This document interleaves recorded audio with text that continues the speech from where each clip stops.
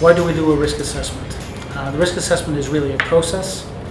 It's looking at your prediction of your hazard, your prevention of the hazard, your protection of your workers, and the publication of all that information that you collect. How do you do that? Your prediction part is really looking at the hazards, whether it's from a chemical, a thermal, or mechanical perspective, to really look at what are all the hazards that might be involved in it. It may not just be one hazard. Then you look at the prevent. And why do you look at prevent? Is you want to mitigate the risks upstream, not just at the lower end of the people. And therefore you're looking at changing your processes, your equipment, whether it's an electrical equipment, temperatures at which you function, the chemicals you might be using, or the form in which you use them. And then you look at the next step, which is really the protect, where you're looking at the residual risk after you've done everything that's upstream.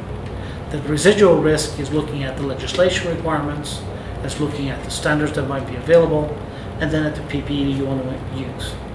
That includes things like comfort, that includes many other factors that ensures that your workers will carry the garments and the protective equipment that is necessary.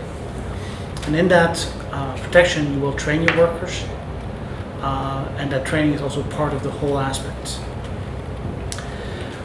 And therefore you need to pick up the optimum PPE so that it's both comfortable and that you have the highest protection. That may be carrying different levels of protection, different levels of garments to protect you. And the final step is really the publish, which means you gather all the information that you've decided on, what you've done, and then you've documented that.